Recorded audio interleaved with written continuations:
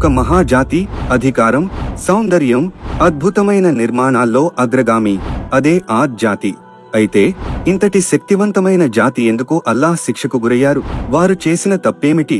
అల్లాహ్ వారి వద్దకు పంపిన ప్రవక్త హూద్ అలైహిస్సలాం జీవితాన్ని మరియు ఆద్ జాతి ప్రజలు దైవ శిక్షకు ఎలా గురయ్యారో ఈ వీడియోలో తెలుసుకుందాం. వీడియోలోకి వెళ్లే ముందు ఎవరైతే మన ఛానల్ ని సబ్స్క్రైబ్ చేసుకోలేదో వారు తప్పకుండా సబ్స్క్రైబ్ చేసుకోండి. ఎందుకంటే ఖురాన్లో ఉన్న ప్రవక్తల యొక్క జీవిత చరిత్రలు మరియు వారు చేసిన అద్భుతాలు, అలాగే సహబల యొక్క జీవిత చరిత్రలు, ఇలా ఎన్నో వాస్తవ సంఘటనలను మరియు ఖురాన్లో తెలుపబడిన జాతుల గురించి మీ ముందుకు తీసుకువస్తున్నాను ఇన్షాల్లా. కాబట్టి మీరు తప్పకుండా సబ్స్క్రైబ్ చేసుకోవడం మరవకండి.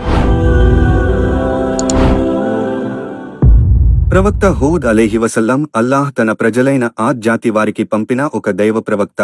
ఆద్ జాతి యెమెన్లోని అలహ్కాఫ్ అనే ఇసుక దిబ్బల ప్రాంతంలో నివసించేవారు. వారు బలమైన, శక్తివంతమైన శరీర ఆకృతి కలిగినవారు మరియు అద్భుతమైన నిర్మాణ కళలో నైపుణ్యం కలిగి ఉండేవారు. వారు గొప్ప భవనాలు, కోటలు నిర్మించేవారు. కానీ వారి అహంకారం మరియు అవిశ్వాసం వారిని దైవ మార్గం నుండి దూరం చేసింది.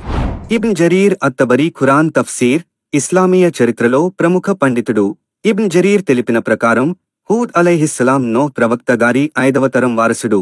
ఆద్ ప్రజలు ఆద్ ఇబ్నూజ్, ఇబ్న్ శామ్, ఇబ్న్ నూహ్ వంశానికి చెందినవారు. ఆద్ వారు అరబ్ జాతికి చెందినవారు. యెమెన్లోని అల్ అహ్కాఫ్ ప్రాంతంలో నివసించేవారు. వారి ప్రాంతాన్ని అషార్ లోయను ముగీత్ అని పిలిచేవారు. వీరు సుమారు 4000 నుండి 5000 సంవత్సరాల క్రితం జీవించి ఉండవచ్చు అని పండితుల అభిప్రాయం. యమన్, ఒమన్ల మధ్య ఉన్న ప్రదేశంలో కొండచరియల వద్ద ఆద్ జాతి ప్రజలు చాలా కాలం నివసించారు. వారు శారీరకంగా దృఢంగా ఉంటారు. భవన నిర్మాణ కౌశలానికి వారు పెట్టింది పేరు. ఎత్తైన అనేక భవనాలు నిర్మించిన ఘనత వారిది.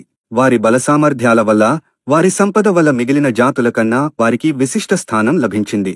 కాని భౌతికంగా వారు సాధించిన ప్రగతి, వికాసాలు, వారి శారీరక బలాధిక్యత వారిని అహంకారానికి, గర్వాతిశయానికి గురిచేశాయి. దౌర్జన్యాలు, అన్యాయానికి మారుపేరైన పాలకుల చేతుల్లో రాజ్యాధికారం ఉండేది. వారికి వ్యతిరేకంగా గొంతు విప్పే సాహసం ఎవరూ చేసేవారు కాదు. అలాగని వారు అల్లాహ్ గురించి ఏమీ తెలియని జాతి కాదు వారిది. అలాగే వారు అల్లాహ్ ఆరాధనను పూర్తిగా నిరాకరించనూ లేదు. కాని వారు కేవలం అల్లాహ్ను మాత్రమే, అంటే ఒక్క అల్లాహ్ను మాత్రమే ఆరాధించడాన్ని నిరాకరించారు. అల్లాహ్తో పాటు వారు అనేక సృష్టితాలను ఆరాధించేవారు. ఇది మహాపరాధం. అల్లాహ్ ఎంతమాత్రం సహించని అపరాధం ఇది. అల్లాహ్ ఈ ప్రజలకు మార్గదర్శకత్వం అందించాలని, వారికి హితబోధ చేయాలని నిర్ణయించి వారిలో ఒకరిని దైవ ప్రవక్తగా ఎన్నుకున్నాడు. ఆయనే హూద్ అలైహివసల్లం.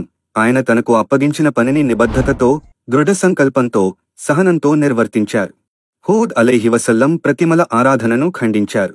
ప్రజలకు బోధిస్తూ, ప్రజలారా, ఈ ప్రతిమల వల్ల మీకు లాభం ఏముంది? మీ స్వంత చేతులతో మీరు చెక్కే వీటి వల్ల ప్రయోజనం ఏముంటుంది? నిజానికి ఇలా చేయడం మీ జ్ఞానాన్ని అవమానం పరుచుకోవడమే అవుతుంది. దేవుడు కేవలం ఒకే ఒక్కడు. ఆయనే ఆరాధనకు అర్హుడు. ఆయనే అల్లాహ్. ఆయన్ను మాత్రమే ఆరాధించడం మీ బాధ్యత. ఆయనే మిమ్మల్ని సృష్టించాడు. ఆయనే మీకు పోషణనిస్తున్నాడు. ఆయనే మీకు జీవన్మరణాలు ఇస్తున్నాడు అని చెప్పారు. అల్లాహ్ మీకు అద్భుతమైన శారీరక శక్తిని ప్రసాదించాడు. అనేక విధాలుగా మిమ్మల్ని అనుగ్రహించాడు. కాబట్టి దేవుణ్ణి విశ్వసించండి. ఆయన మీకు ప్రసాదించిన అనుగ్రహాల విషయంలో నిర్లక్ష్యం చేయవద్దు. లేకపోతే నూహ్ జాతి ప్రజలకు పట్టిన దుర్గతి మీకు పట్టవచ్చు అని వారిని హెచ్చరించారు. అలా హేతుబద్ధమైన వాదనతో ప్రవక్త హూద్ అలైహివసల్లం ప్రజల్లో దైవ విశ్వాసాన్ని జనించటానికి ప్రయత్నించారు. కాని వారు ఆయన సందేశాన్ని స్వీకరించడానికి నిరాకరించారు. పైగా హూద్ అలైహివసల్లంతో వాదనకు దిగారు. హూద్, నీవు చెబుతున్నదేమిటి? ఈ ప్రతిమలు అల్లాహ్తో మా తరపున సిఫారసు చేస్తాయి అని దబాయించారు. హూద్ అలైహివసల్లం వారికి జవాబిస్తూ, ప్రజలారా, అందరి దేవుడు అల్లాహ్. ఆయనకు భాగస్వాములు ఎవరూ లేరు. ఆయన మీ హృదయం కన్నా కూడా మీకు దగ్గరగా ఉన్నాడు. ఈ ప్రతిమలు మీకోసం సిఫారసు చేయలేవు. వీటిని ఆరాధించడం వల్ల మీరు అల్లాహ్కు మరింత దూరం అవుతారు. మేము చాలా తెలివైన వాళ్లం అని మీరు భావిస్తున్నారేమో, కాని మీ విశ్వాసాలు మీ అజ్ఞానాన్ని చాటి చెబుతున్నాయి అన్నారు. కాని వారు హూద్ అలైహివసల్లం మాటలను వారు తిరస్కరించారు. ఆయన్ను ఎగతాళి చేశారు. హూద్ జాతి నాయకులు ఇలా అడిగారు, అల్లాహ్ తన సందేశాన్ని ప్రకటించడానికి మనలో ఒకరిని ఎన్నుకోవడం వింతగా లేదా? హూద్ ఇలా సమాధానమిచ్చాడు, అందులో వింత ఏముంది? అల్లాహ్ మిమ్మల్ని సరైన జీవన విధానం వైపు నడిపించాలని కోరుకుంటున్నాడు. కాబట్టి మిమ్మల్ని హెచ్చరించడానికి నన్ను పంపాడు. నూహ్ ప్రవక్త కాలంలో వచ్చిన వరద మీ ముందు ఉదాహరణగా ఉంది. అప్పుడు అవిశ్వాసులు ఎంత శక్తివంతులైనా అల్లాహ్ వారిని పూర్తిగా నాశనం చేశాడు. కాబట్టి మీరు కూడా హెచ్చరికను తేలికగా తీసుకోకండి. దానికి వారు మనల్ని ఎవరు నాశనం చేయబోతున్నారు హుద్ అని నాయకులు అడిగారు. అల్లాహ్ అని హుద్ జవాబిచ్చాడు. అతని జాతిలోని అవిశ్వాసులు ఇలా సమాధానమిచ్చారు, మా దేవతల ద్వారా మేము రక్షించబడతాము అని వారు సమాధానము ఇచ్చారు. దానికి హూద్ స్పష్టం చేశారు, మీ దేవతలే మిమ్మల్ని నాశనం చేస్తాయి. కేవలం అల్లాహ్ మాత్రమే రక్షించగలడు అని హుద్ జవాబిచ్చాడు. హుద్ మరియు అతని ప్రజల మధ్య వివాదం కొనసాగింది. సంవత్సరాలు గడిచే కొద్దీ వారు మరింత గర్వంగా, మరింత మొండిగా, మరింత నిరంకుశంగా మరియు వారి ప్రవక్త సందేశాన్ని మరింత ధిక్కరించేవారుగా మారారు. ఇంకా వారు హుద్ను పిచ్చివాడిగా నిందించడం ప్రారంభించారు. ఒకరోజు వారు అతనితో ఇలా అన్నారు, నీ పిచ్చి రహస్యం ఇప్పుడు మాకు అర్థమైంది. నువ్వు మా దేవుళ్లను అవమానించావు మరియు వారు నీకు హాని చేశారు, అందుకే నువ్వు పిచ్చివాడివి అయ్యావు అని హూద్ అలైహివసల్లంను ఎగతాళి చేసేవారు. సర్వశక్తిమంతుడైన అల్లాహ్ ఖురాన్లో వారి మాటలను పునరావృతం చేశాడు. సూర హూద్ 11:54-57. దానికి వారు, ఓ హూద్, నువ్వు మా వద్దకు ఏ నిదర్శనాన్ని తేలేదు. నువ్వు నోటితో చెప్పినంత మాత్రాన మేము మా ఆరాధ్య దైవాలను వదిలిపెట్టలేము. నిన్ను మేము విశ్వసించబోవటం లేదు. పైగా మా ఆరాధ్య దైవాలలో ఎవరో నిన్ను ఏదైనా వ్యాధి పిచ్చికి గురిచేసి ఉంటారని మేము అనుకుంటున్నాము అని పలికారు. అప్పుడు హూద్ ఇలా సమాధానమిచ్చాడు, అల్లాహ్ తప్ప మీరు భాగస్వాములుగా నిలబెట్టే వారందరితో నేను విసుగెత్తిపోయాను. వారితో నాకెలాంటి సంబంధం లేదు. నేను ఈ విషయానికి అల్లాహ్ను సాక్షిగా పెడుతున్నాను, మీరు కూడా దీనికి సాక్షులుగా ఉండండి. మీరంతా కలిసి నాకు వ్యతిరేకంగా కుట్రలు పన్నండి. నాకు ఏమాత్రం కూడా గడువు ఇవ్వకండి. నేను కేవలం అల్లాహ్నే నమ్ముకున్నాను. ఆయన నాకు ప్రభువే, మీ అందరికీ ప్రభువే. ప్రతి ప్రాణి యొక్క జుట్టు ఆయన చేతిలోనే ఉంది. నిశ్చయంగా నేను నా ప్రభువు చూపిన సన్మార్గంలోనే ఉన్నాను. నా ప్రభువు ఎప్పుడూ సన్మార్గంలో ఉన్న వారితోనే ఉంటాడు. ఒకవేళ మీరు మరలిపోదలిస్తే పోండి, నేను మాత్రం నాకిచ్చి పంపబడిన సందేశాన్ని మీకు అందజేశాను. నా ప్రభువు మీ స్థానంలో ఇంకొకరిని తీసుకువస్తాడు. మీరు ఆయనకు ఏ విధమైన కీడు కలిగించలేరు. నిస్సందేహంగా నా ప్రభువు అన్నింటినీ పర్యవేక్షిస్తున్నాడు. ఆ విధంగా హూద్ అలైహిస్సలాం వారి తప్పుడు దేవుళ్లను త్రోసిపుచ్చి తనను సృష్టించిన అల్లాహ్ను మాత్రమే నమ్మాలని స్పష్టంగా ప్రకటించాడు. హుద్ తన ప్రజలలోని అవిశ్వాసులకు శిక్ష విధించబడుతుందని గ్రహించాడు. అవిశ్వాసులు ఎంత ధనవంతులు, నిరంకుశులు లేదా గొప్పవారు అయినా అల్లాహ్ వారిని శిక్షిస్తాడు. హుద్ మరియు అతని ప్రజలు అల్లాహ్ వాగ్దానం కోసం ఎదురుచూశారు. అంటే అల్లాహ్ యొక్క శిక్ష కోసం. తరువాత అల్లాహ్ యొక్క శిక్ష ఎలా వచ్చిందంటే, ఆకాశం ఇక వర్షాన్ని కురిపించకపోవడంతో భూమి అంతటా కరువు వ్యాపించింది. సూర్యుడు ఎడారి ఇసుకను కాల్చివేశాడు.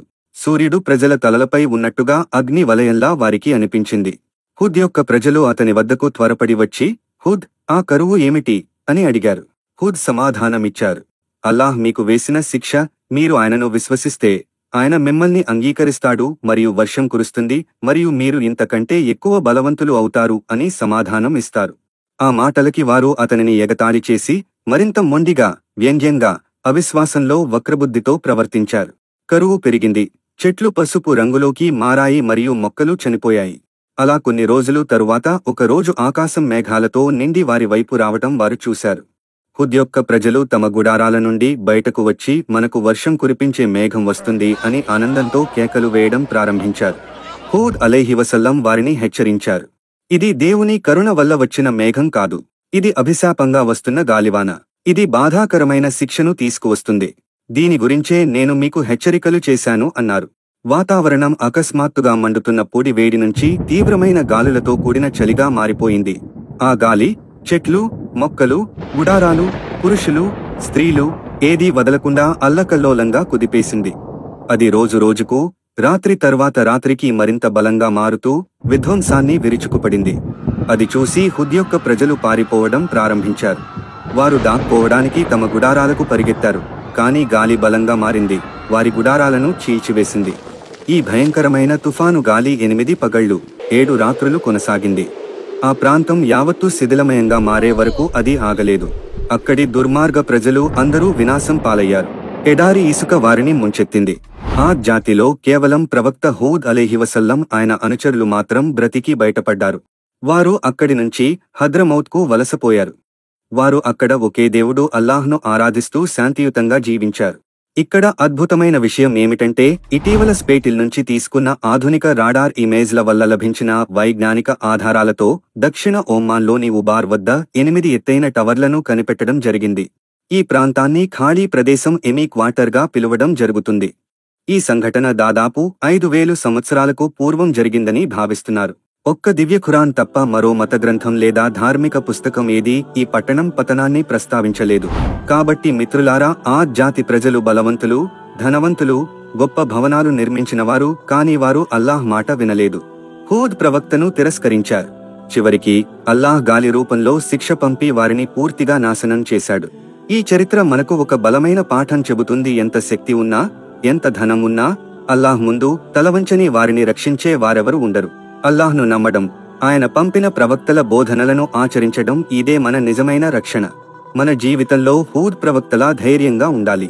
అల్లాహ్కు మాత్రమే భయపడాలి. ఓ అల్లాహ్, మాకు సన్మార్గంపై నిలకడగా ఉండే సద్బుద్ధిని ప్రసాదించు. హూద్ అలైహిస్సలాంలా ధైర్యాన్ని, విశ్వాసాన్ని మాకు ప్రసాదించు. నీ శిక్షల నుండి మమ్మల్ని రక్షించి, నీ క్షమ, ప్రేమలకు అర్హులమయ్యేలా మమ్మల్ని తీర్చిదిద్దు. ఆమీన్. మిత్రులారా, దైవ ప్రవక్త తెలియజేశారు, మంచి విషయాన్ని ఇతరులకు తెలియజేసే వారికి, దానిని ఆచరించిన వారితో సమానమైన పుణ్యం లభిస్తుంది. కావున ఈ వీడియో నచ్చితే లైక్ చేసి తప్పకుండా మీ స్నేహితులకు షేర్ చేయండి. ఖురాన్లో ఉన్న ప్రవక్తల యొక్క జీవిత చరిత్రలు తెలుసుకోవడానికి మన తెలుగు ఇస్లామిక్ ట్యూబ్ ఛానల్ను తప్పకుండా సబ్స్క్రైబ్ చేయండి.